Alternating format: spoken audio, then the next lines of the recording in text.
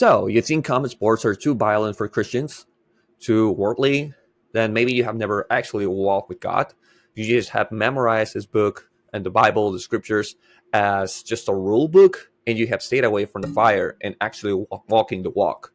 So, these thoughts came to my head because there was a very popular video, I don't remember how long ago, from a bishop, I think it's from the Catholic Church, that he was talking about how God wouldn't want two of His creations harming each other just for the sake of entertainment. And basically, in a nutshell, the video was about answering one of the big questions that Christian men, especially the young ones nowadays, tend to have. Is it okay for a Christian to enjoy boxing? Is it okay for a Christian to enjoy the UFC, to enjoy Muay Thai, to enjoy combat sports in general? And this bishop made a video kind of making his point of view, of how he thought he was against it, and how it was not necessarily a godly hobby for young people, or Christians. Also heard that question on Michael Chandler's Walk on Wisdom podcast, where somebody asked the same question. I think Chandler has that clip on his YouTube channel, where how did he saw his profession, being a UFC fighter, being a Christian, being a believer, being a man of faith who walks the walk. And I just think that fighting and enjoying this kind of sports and practicing and fighting and even if you are just training for a hobby, you're training because you want to be an amateur fighter, you want to be a professional fighter, you already are a professional fighter. I think it's one of the best things as a Christian that you can do, because first of all, it's so primal. Fighting, the fear that you feel, how it's most of it you against you here inside your head, and the amount of work, the amount of discipline, the amount of dedication, how your mind is trying to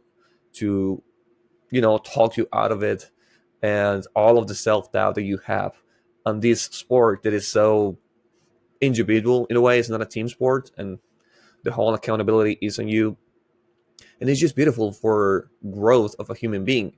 It's one of the things that builds the most inner strength, at least that I think. Nothing builds confidence and inner strength in a man as much as learning how to fight. And not because he wants to defend himself in the streets, not because he wants to combat bullying in school, just because for fun. It's just something so primal and so arousing for men, especially a young man, that I think is something beautiful, and I think it's godly. I think it's something amazing to do for any Christians. Because let me tell you something: a lot of Christians, a lot of modern Christians that I'm meeting, that know the scriptures, they can recite them, they can tell you like quotes from the Bible, like from the back of their heads. They definitely know. They have studied the Bible. And they can quote it anytime they want. They definitely know the Bible way better than I am. I have just been a Christian for like a year and a half at this point. On September, it will be 2 years that I became a Christian, and probably just a year of trying to study the Bible. And I'm saying trying because I'm not the best or the most consistent at it, but I try to live by it. I understand the general concept. I don't see it as a set of rules that you have to follow, and just being good, a good person, a good neighbor, a good family member, a good friend. That is enough to be a godly man. No, that's definitely not. That's the bare minimum. But to be a godly man, you have to be close to the heat. You have to be a man ready for battles. You have to be a strong man, like all of the men in the stories in the Bible. Like all of them were warriors, and you have to be close to the heat. You have to be in situations where your mind is starting to betray you, where you're nervous, when your faith starts to be tested. Those situations of life that are too hard on you, and you have to have the inner strong, because Jesus didn't tap, Paul didn't flinch, David didn't run, and God doesn't build cowards. We are built to be strong, masculine leaders who don't flinch and have unshakable faith, even on the worst situations, because that's pretty much what most of the stories on the Bible are, if not all of them. And I'm sure there's people who can talk about the Bible on more depth better than I could, because I'm just a new believer, but I like to feel I walk the walk. And to me, not practicing inner strength, and you don't have to necessarily practice it with combat sports. I just happen to believe that it's one of the most primal, raw ways to build inner strength. But there's so many ways that you can build inner strength, and we all have to be strong. It's a must. Inner strength is the only path to God.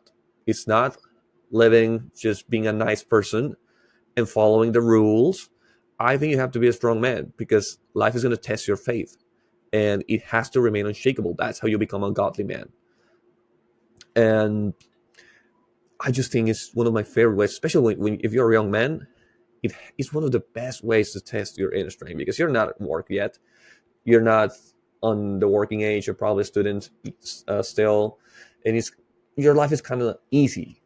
And especially if you don't come from a tough environment like a third world country or a family that it's low income, and at home you have stability at home where you have both of your parents. I mean, it's hard to if life doesn't let you grow in a environment of struggle, you have to create that struggle. That's kind of what I had to do. My dad had a stable job. I had both of my parents, wonderful parents. I had a lot of friends here in my school and in my neighborhood. So life was pretty good growing up. And my parents were kind of overprotective on me. So I had to eventually, by myself, realize that I was a little soft, and I could use some work on my inner strength. And one of the easiest way to do it, the most primal way to do it, was fighting. And it has been one of the most it's been one of those things that have changed my life the most.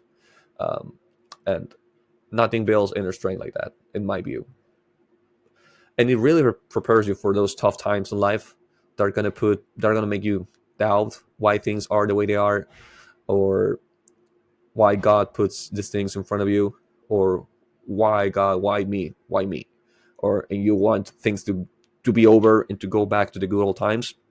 And I just think that fighting makes you enjoy chaos, makes you thrive on uncertainty, makes you thrive on discomfort, makes you be close to the heat, and you don't flinch, you don't walk away, you don't want a way out. You can stay there and still have unshakable faith because of your inner strength. Your faith might be as strong as your inner strength. Like, this is something that I just realized out loud, but I do believe it because if when things get hard in life, you start questioning God's plans. You start praying for easier times. You start praying for a way out. You mimic a woman's emotions and you start panicking. Then you're not a godly man. And to reach that level of strength, of inner strength, you have to put on the reps, kind of like working out. It's progressive overload. You don't start with dealing with the loss of someone in the family or losing your job, losing everything. You don't start with that. You start with small little things. Start with discipline. Start with sacrifices. Start going smaller and smaller and smaller. And as you get stronger, you start praying God for tougher strengths. You start praying God for more strength. And He's going to keep putting more tests in front of you. There are going to be reps. You're going to be bench pressing your inner strength until you reach that point when you are a godly man, like the man in the Bible. Because if you pray for patience, God is not going to give you patience immediately. That's it. No, you pray for patience and God is going to give you delays. And it's going to be delays that if you can handle those tests, you're going to build more patience. You're going to be repping your patience, bench pressing your patience, and so on and so forth. You can progressive overload until you become a man with godly patience. And it's the same with inner strength. And there's no way around it. I remember a friend telling me that my friend who's been a Christian Catholic for all his life, and is one of those people who, again, he can quote you parts of the Bible from memory because he memorized a lot of those stuff for so many years of studying the Bible. And he used to tell me, I don't necessarily disagree with your views, um, but I think it's too ideal. Like, yeah, sure, every man should have that level of inner strength, as you are saying, and self control and discipline and drive to their godly calling. But not everyone is like that.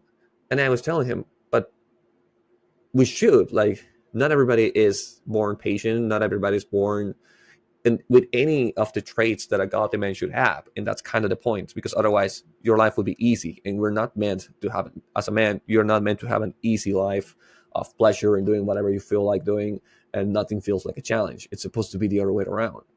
Yeah, we're not born strong.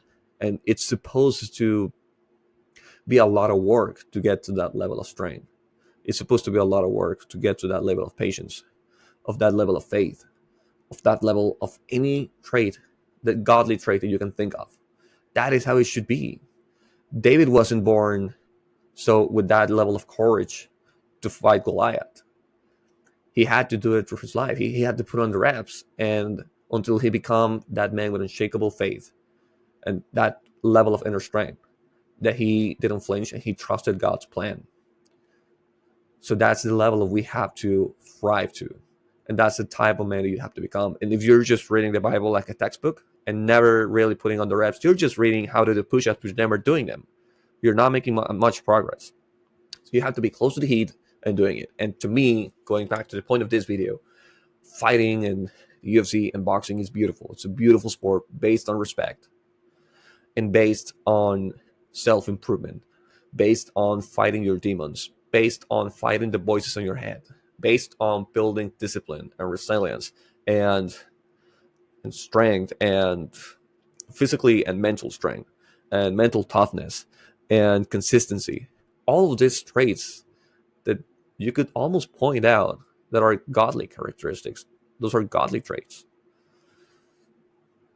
I just happen to think that this is one of the most beautiful ways to build yourself and to build all of those godly strengths, all of those godly traits that are going to make you a man who can walk the walk, who can stand close to the fire, to the heat, and have his faith unshakable.